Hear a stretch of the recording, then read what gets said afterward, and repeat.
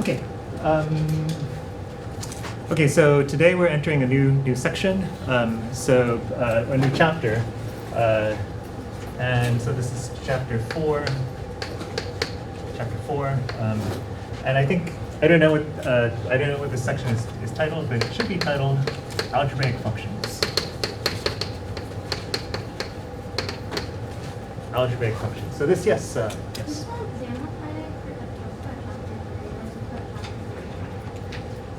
It's up to whatever we did last Friday. Yeah. So the end of chapter 3. Okay. So this course is called Transcendental Functions. It's got this fancy name, Transcendental Functions. Really, it should be called Precalculus, but nobody wanted. There was some motion against it 16 years ago, and so we changed the title to Transcendental Functions. These are not transcendental functions. These are so-called algebraic functions. Basically, what we're going to be looking at in this section are polynomials. So polynomial functions and polynomial and rational functions.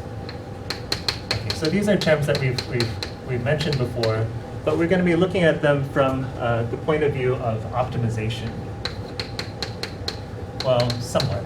So some of it will be optimization, and some of it will be sort of other details about these functions. Okay, so for each, we're basically going to start with the most simple functions, and then move up slightly, and then move up slightly, and then move up slightly from there. Okay, so 4.1 is something very familiar: linear functions. Okay, so linear functions, so recall, right? If a function has this form, so f of x equals ax plus b, right? So for some constants, so for some constants a and b in the reals, I don't have to say in the reals. For some constants a and b, right? If your function's of the form ax equals b, then we call it a linear function. If f equals ax plus b for some constants a and b, then we say f is linear. Okay. And these are the simplest polynomial functions, right? Degree 1 polynomials. Okay, so there are some, let's see. There are some examples that the book gives of linear functions. The first one is this thing called linear depreciation. Linear depreciation. And so this is an idea that when you buy something, then it starts decreasing in price at a linear rate. Okay, so like that assets, so purchases decrease in value at a linear rate. Right, so if you buy a car, 1 year, then it immediately starts decreasing in value, right? And people approximate that decrease in value with a linear function. So, right, so here's an example. So in 2001, I bought a computer for $2,000. This was not my money. I was using some grant money. So yeah, I bought a computer. It was actually my first computer for $2,000. Is that true? Yeah, that is true. Okay, and first time I taught this course was in 2006, and let's say that the computer's value had declined to probably about $300. Okay. Okay. So this is kind of a fake question, but like you would say, like, what was the approximate value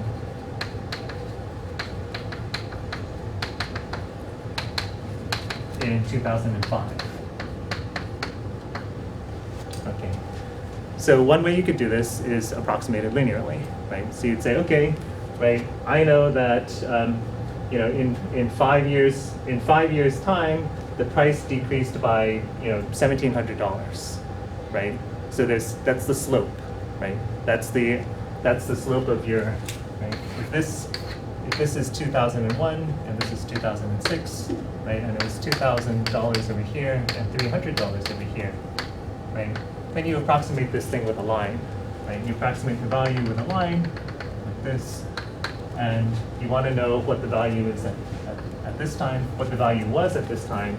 Well, you can just say, well, I need to figure out the slope of this line, and then go from there, right? So this is one of those, you know, point slope problems, right? You've got 2 points, you figure out the slope, you get the equation of the line, and then you can figure out what it is at time 5, right?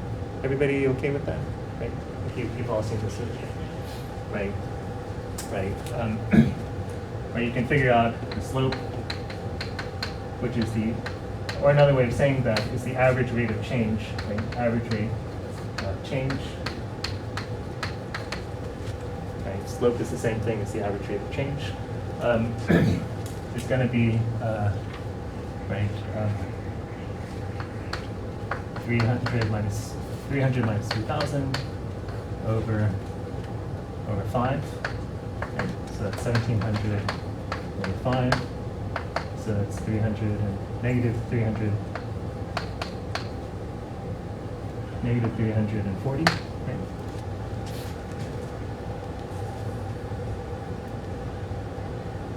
Right. And so the approximate value in 2005 would be $340 more, right? Because it would have dropped $340 every year. So you know that the cost over here would have been 640 in year 5. Yes, please. What does that word say right next to rate of change? Average. Sorry.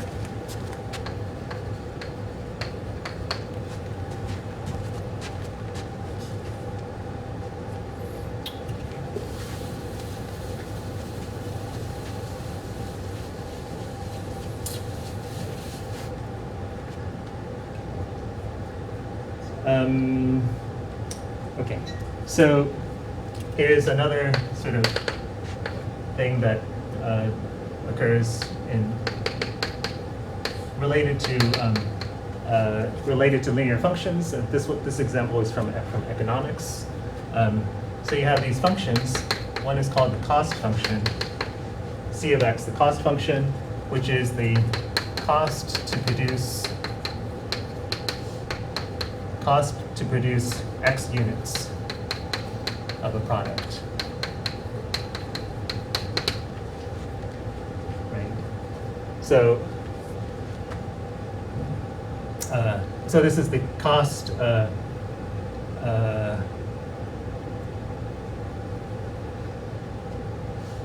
The cost to produce x units of a product.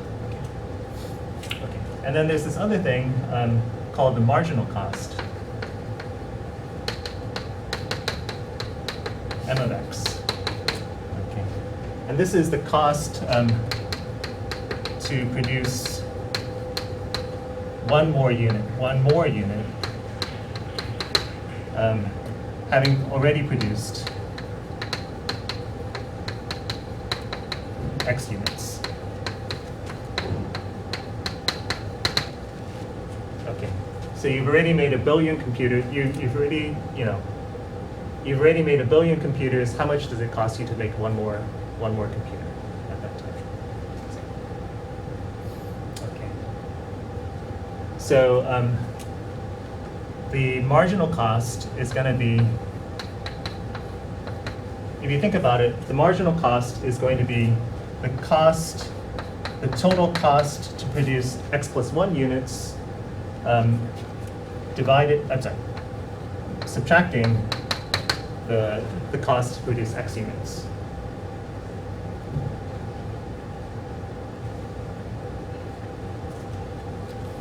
Does that make sense? That make sense? Well, right. This is right. if you're looking at M10, right, that's the cost to produce one more unit after having already produced 10 units, right? So that's just going to be the cost of producing 11 units minus the cost of making 10 units, right? It's the cost of that last unit, right? Yes, Amelia? I'm confused why you can't do just like C of 1. Like C of 1. So C of 1 would be the cost to produce the first unit. Okay, and that might, so probably the cost function might not be linear.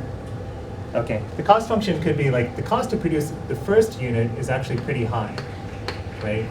And then the cost of producing 2 units will, it'll maybe be kind of linear at the beginning, but once you get past a certain point, it's going to start sloping out a little bit, right? Because you have your most of your like the machines have already been built to create these things. So creating one more is not going to be that expensive. Making the first ones is expensive, right? But the price is going to change the more you produce, basically. That makes sense, right? So, right. So it's not the. So yeah, this is the cost having already produced X units, right? And that's going to change. That's going to change with X, right? The higher X is, probably the lower M of X is, right? The more things you've already produced, the lower the marginal cost. So yeah,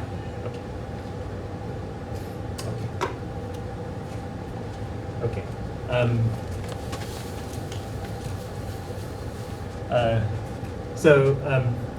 This is something from the book. They observed that if C is linear, if the cost function is linear, then what can you say about what do you notice about the marginal cost function?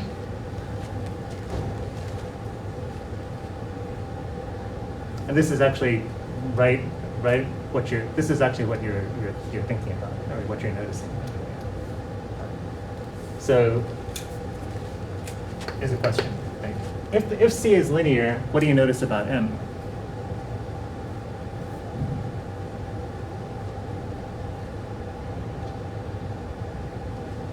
Turn to somebody nearby, talk with them.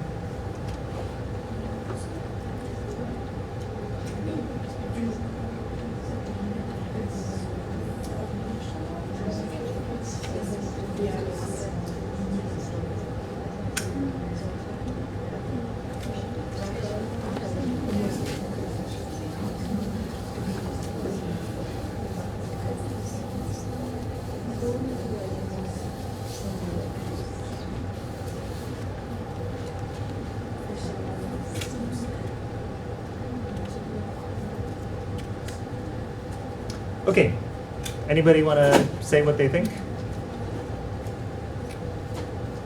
Anybody? What do you notice about M? Still? I mean, I think what she asked about would be true, and I think because it would take the same amount of money to make each item, so you could just subtract C1. That's right, that's right. So in that case,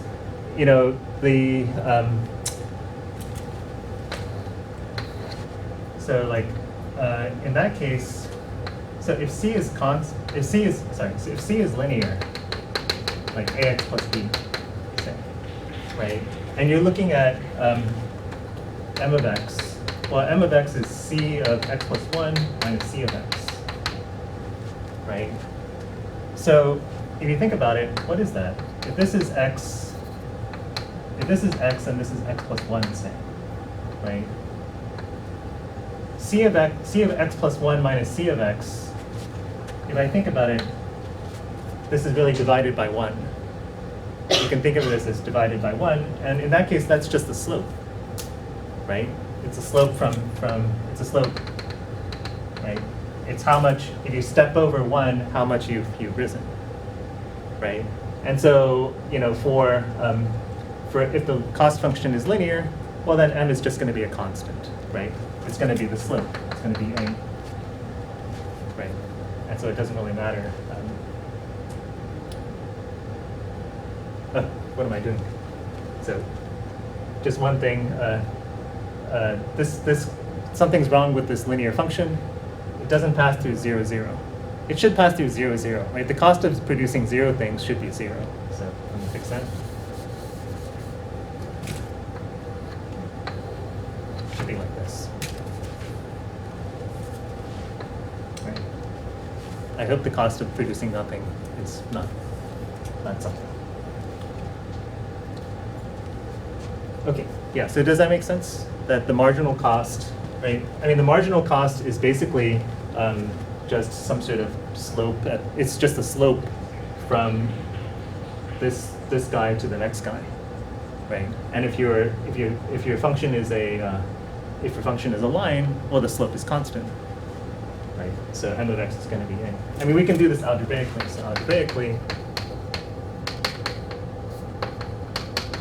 algebraically, m of x is c of x plus 1 minus c of x, right? What's c of x plus 1? Can anybody tell me what c of x plus 1 is? C is a linear function, ax plus b. So what's c of x plus 1? A times x plus 1 plus b. Yes, a of x plus 1 plus b. Right? So we have that, and we subtract off c of x. Well, that's just the ax plus b. Right. C of x plus 1 minus c of x. Right? So we get this, using the distributive property, we get ax plus a plus b, subtracting ax and subtracting b. Okay, and you see what happens, right? The ax is cancelled, b is cancelled, and you get plus with a. Which is what you expected just from looking. We didn't need to do that. Right? It was obvious from here.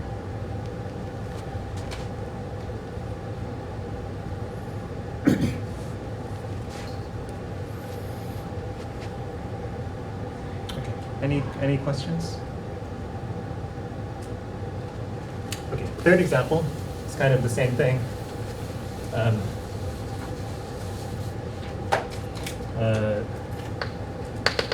So velocity, so this is a physical example.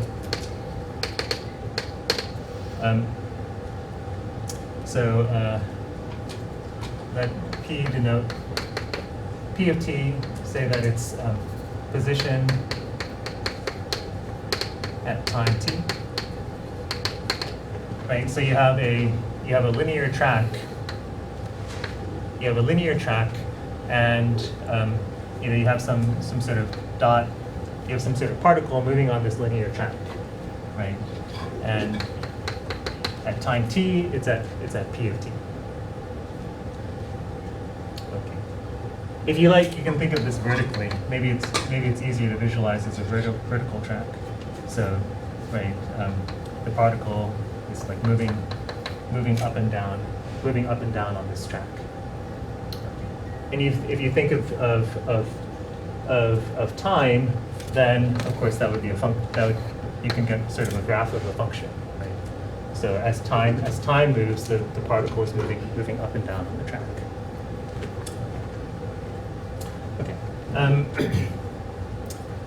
Okay, so here's a time interval AB. So time interval AB, right? And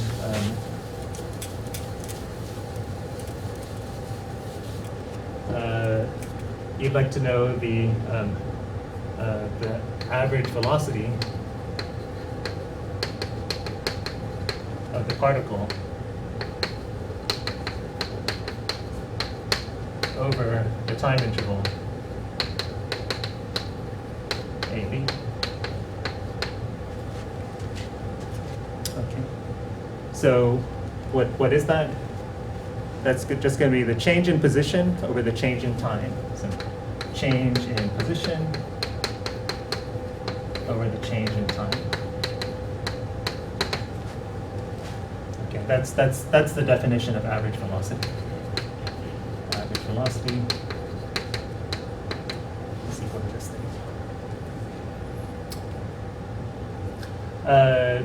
I think this is the first time I've used this notation, colon equals. This means is defined equal to. Okay, so if you see anything like that, it means is defined as. Okay. And sometimes people, you might use it in the opposite direction, right? If I'd written this backwards, I would have written equals colon.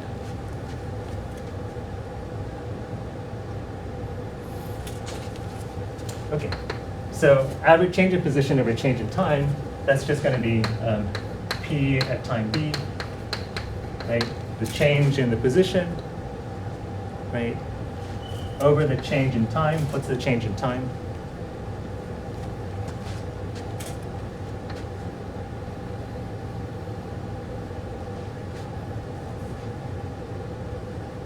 So this is P of A, this is P of B. Change in position, right, is this thing, P of B minus P of A. And then what's the change in time? You know, yes. B minus A. Okay. B minus A. Right.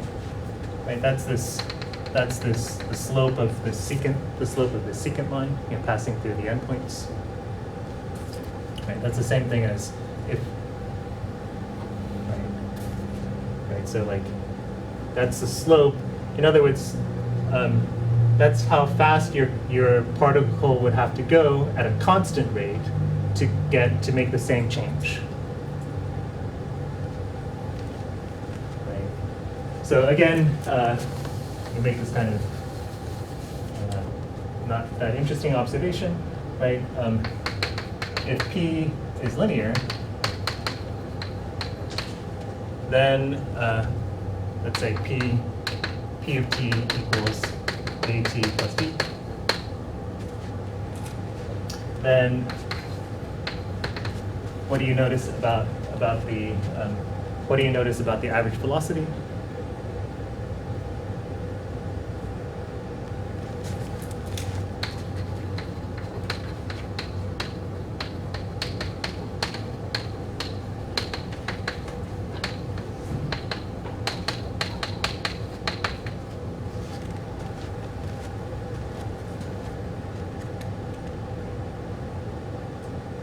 Go ahead, Vivi. It should be the slope of the line. It'll just be the slope of that line. So in other words, it'll be constant, right? The average velocity, right? If my dot is moving linearly, right? Then the average velocity doesn't really depend on the interval, right? Whatever interval I choose, I'm going to get the same average velocity, right? Because it's just the slope, right? P of T.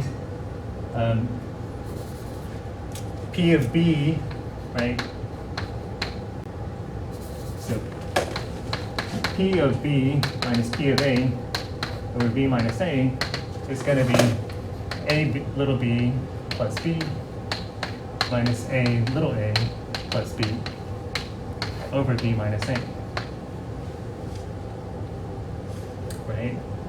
But that's just, the b's will cancel off, right? I get B and minus B, and so I get AB minus AA over B minus A, but that's just A times B minus A over B minus A.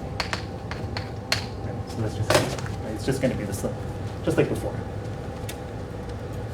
Okay. So if P is moving linearly, then you notice that the average velocity is constant.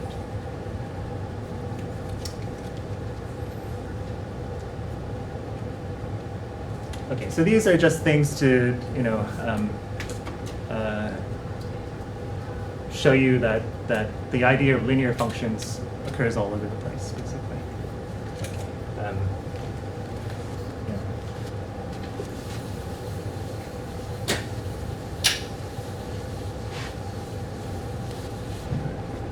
Okay, one last example of linear functions is so-called linear regression.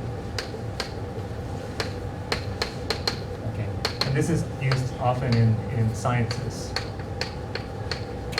or even in data analysis, right? So, okay. So, and I should say that it's a little bit weird to introduce this idea at this point. This idea is really best. It makes more sense to introduce this once you go into calculus, okay? But it is an example of a linear function. So let me just roughly give you the idea. Okay. So the idea is like this. Yeah, I feel like it's a little bit dishonest to introduce this to you at this point. Slightly, not completely, but slightly dishonest. But anyway, we can introduce the idea. So the idea is like this: that you have some data, right? You've done some experiment, and you have some data, and the data is roughly, it's not linear, right? But roughly speaking, it's linear. Okay, and so what you do, you create something called the regression line. So one creates something called the regression line.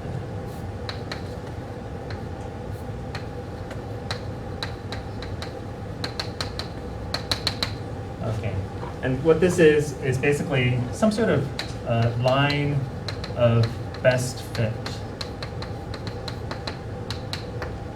Okay, the line that best fits the data. Okay, and so that helps you understand the behavior of your data and helps you to give approximations, give estimates. Like suppose you wanted to know what's going to happen way over here. Your regression line would help you get some guess as to what's going to happen way over there, or in between your data points or something like that. Okay. Okay. So.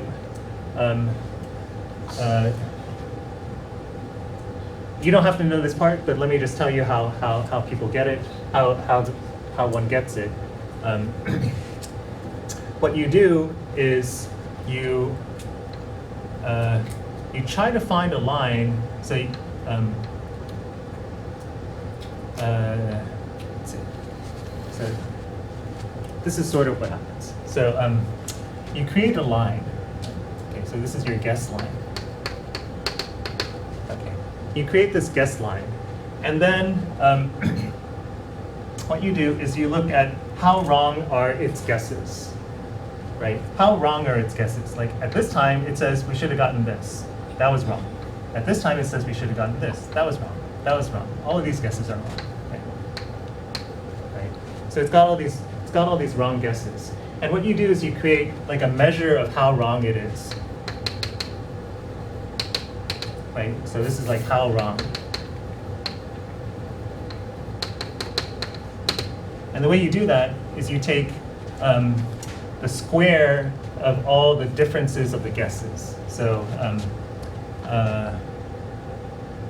let's say that these heights are y1, y2, y3, y4, and so on and so forth. Okay, and let's say that the guess function is L of x. Okay, so the guess function is some line. Okay, so what you do, and let's call these guys here x1, x2, x3, etc., etc. Okay, so how wrong is it here? Well, it's y1 minus L of x1. That's the error, right? This difference here is the error. Okay, right. So you take that and you add to it all the other guys, all the other errors.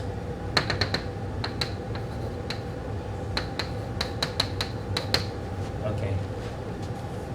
Okay, and that's sort of how wrong it is. Okay. Actually, I'm lying to you. That's not how one measures the error. What you do is actually you add the squares of these guys together. Okay. Can anyone see why we'd want to add the squares and not the actual differences? Yeah, Jane. Because squares won't be negative. Squares won't be negative, right? Because if I add this error to this error, they actually would cancel each other out, right? I would have this error, which is some positive number, and have this error, which is some negative number, and it would look like I've got no error, right? So you don't want to, there is an error, right? You want to be able to notice that. So you take the squares. Yeah. Why do you take the squares instead of the absolute value? That's a great question. +1 for you on the next exam. Yeah. So or 2 actually. Let me give you 2. Great question. Great question. You can. Okay. That is a different method. So this is what's called the little L2 error. What you've just described is something called the little 1 error. Little L1 error. Okay. So yeah, that's a perfectly reasonable method to use. One interesting thing is that when you're doing an approximation of a visual image, right? Like if your internet connection is slow and you see this, you see an image load in kind of in blocks, and it gets kind of finer and finer as it goes along. Have you guys noticed this sometimes? Yeah. So those series of blocks actually get closer and closer to your original image using an L2 error. So it's like the L2, what you're seeing in that going on there is actually the L2 error shrinking. So there's like an initial approximation, and then there's another one, another one, another one. It's getting closer and closer to the original via the L2 error is shrinking. Okay. Now, interestingly enough, for some people, they actually see better with the L1 error. So there's actually something about people's vision or how the brain processes information that they're like, oh, okay, actually, it looks better when you're approximating using the L1 error. Brisa. How would you get LX1? Sorry? How would you get LX1? You would you have your guess, right? So your guess is like, you've got some mx plus b, right? Oh, so just the slope. Yeah, you would just plug in x1 into your line. You make some linear guess, and then you just plug it in and make it. Okay. So you make some guess. Like you say, I'm gonna guess that this is, I don't know, like like a half x plus 3 or something like that. Okay, and then you would just plug in the points and see how wrong they are. Okay, and then in linear regression, what you do is you use some method to figure out which line is actually the one with the smallest error, the one with the smallest L2 error. So linear regression is basically finding the line with the smallest L2 error. And there are different ways of doing it. One involves calculus. One involves sort of like guessing, basically. Like what a computer does, it makes a guess and then adjusts, actually. Like it says, oh, what if we change the slope this way? Does the L2 error shrink? Okay, let's do that. What if we change the slope a little bit? Does the L2 error shrink? And it basically zooms in on what you want.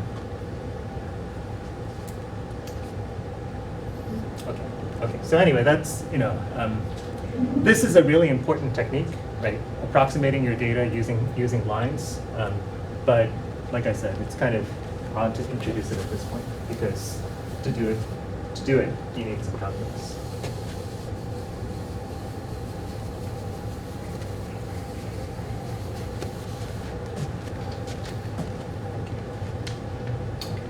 Yeah, actually, this whole chapter is a little bit strange in my opinion, because it's sort of like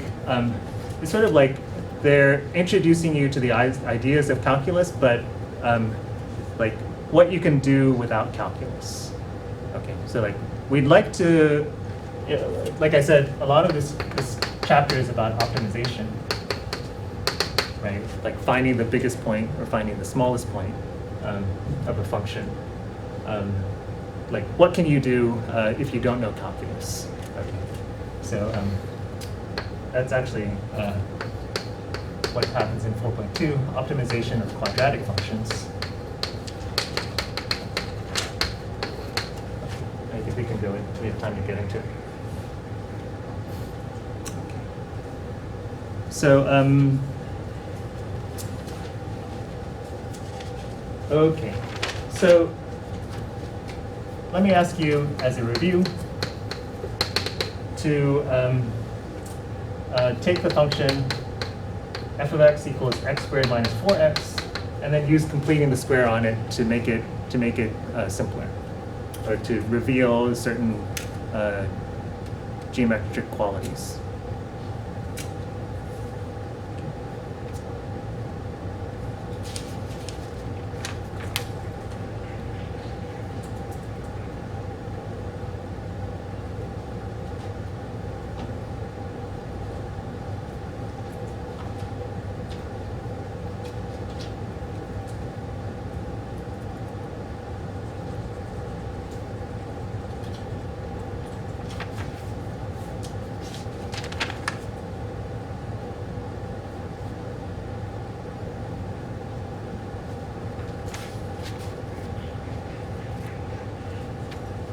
Okay, and if you get through that one, let me give you the third example, which is f of x equals negative 3x squared plus 2x plus 1.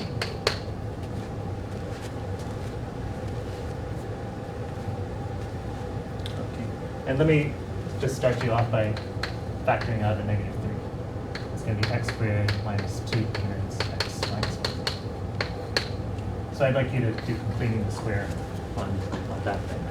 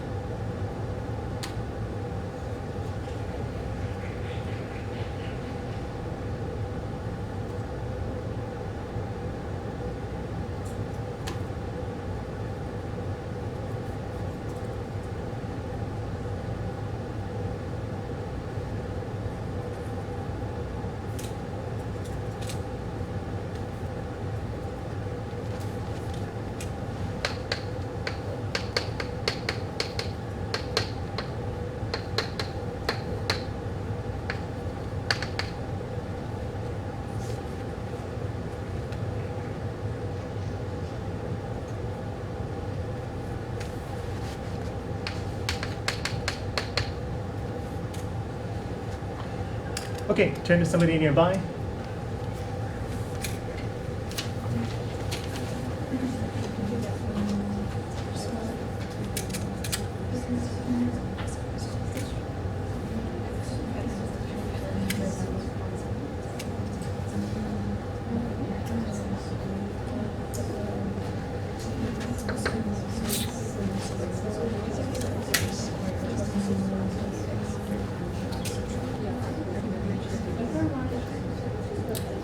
Okay, what do you do for completing the square here?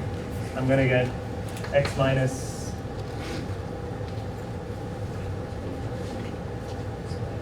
what?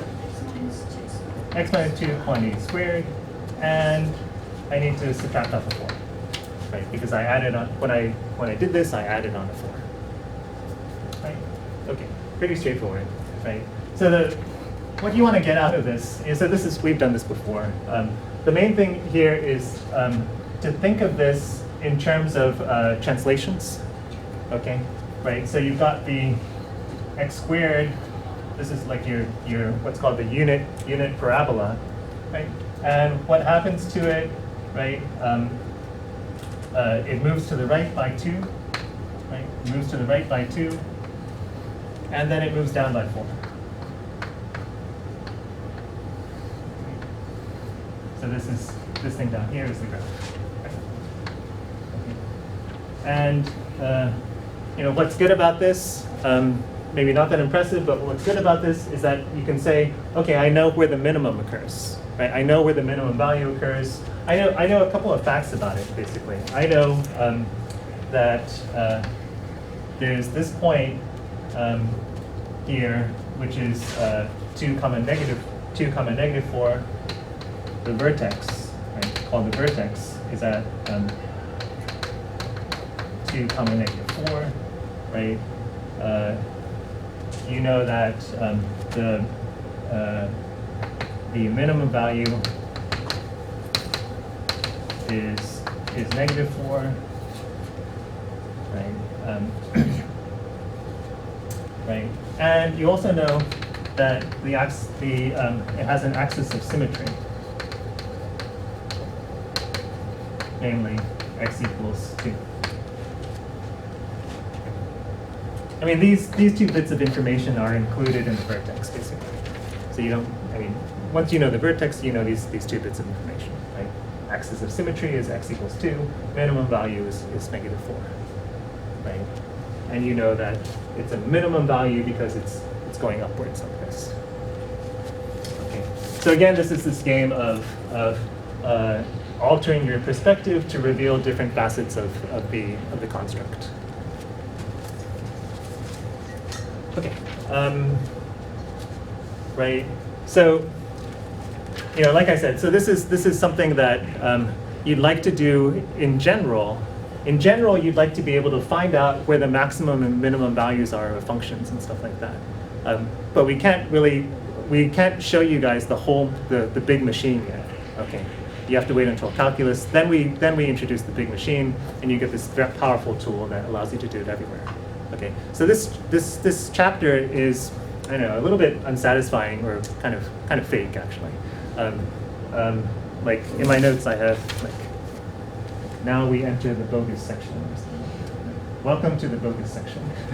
Okay, so yeah, so it's a little bit like not real, but this is sort of the best we can do at this point, which is we can optimize this sort of function, right?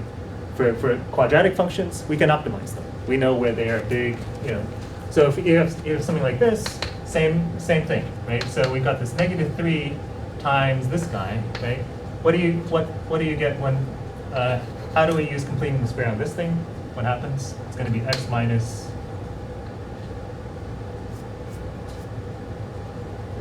1/3 quantity squared, right? I need to subtract off a 9th because I just added on a 9th when I did that. And I subtract off another 3rd. Right?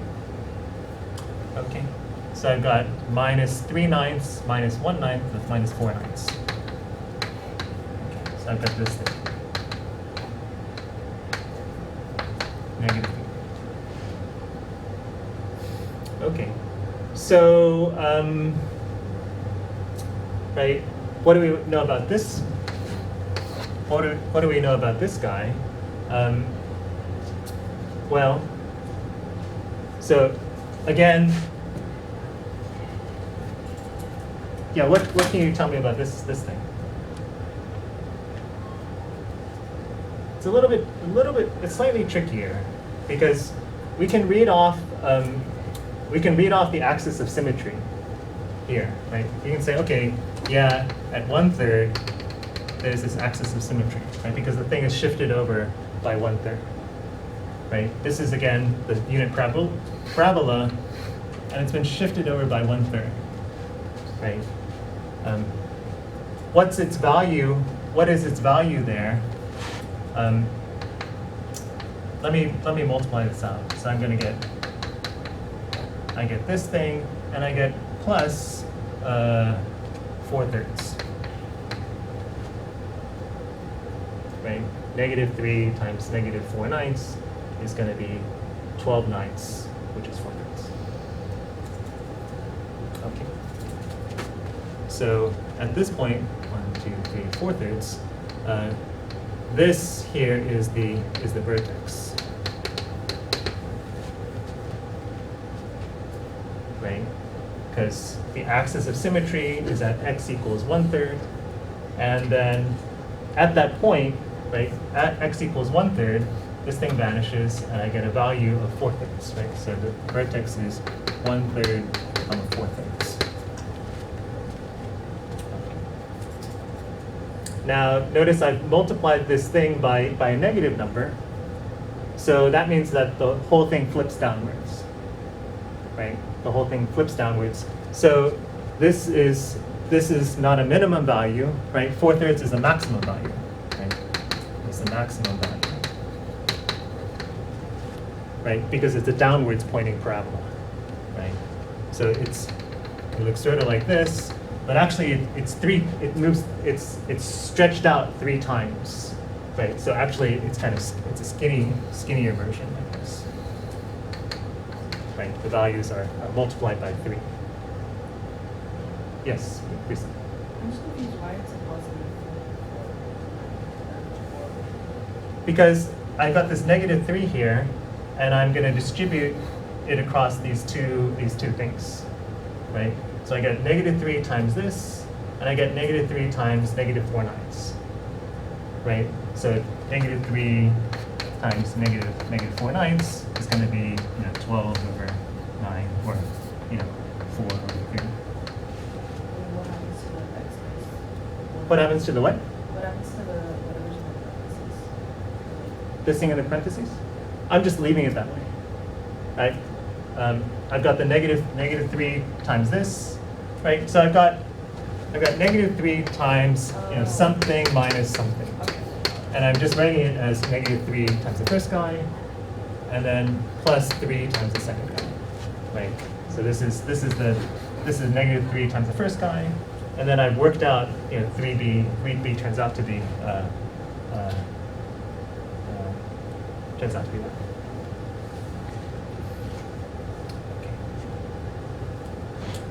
Okay.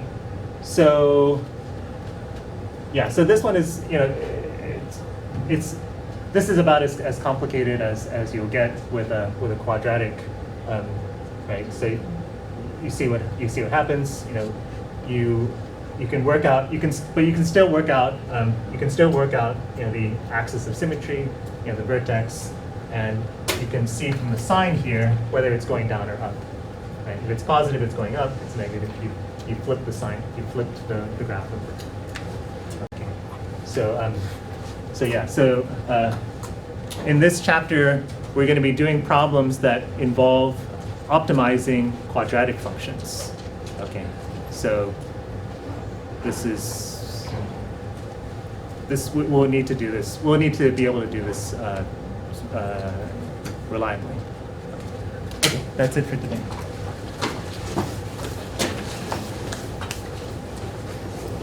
I retrieved my gigantic 20-sided die from my children. So watch out. Gonna call on people at random.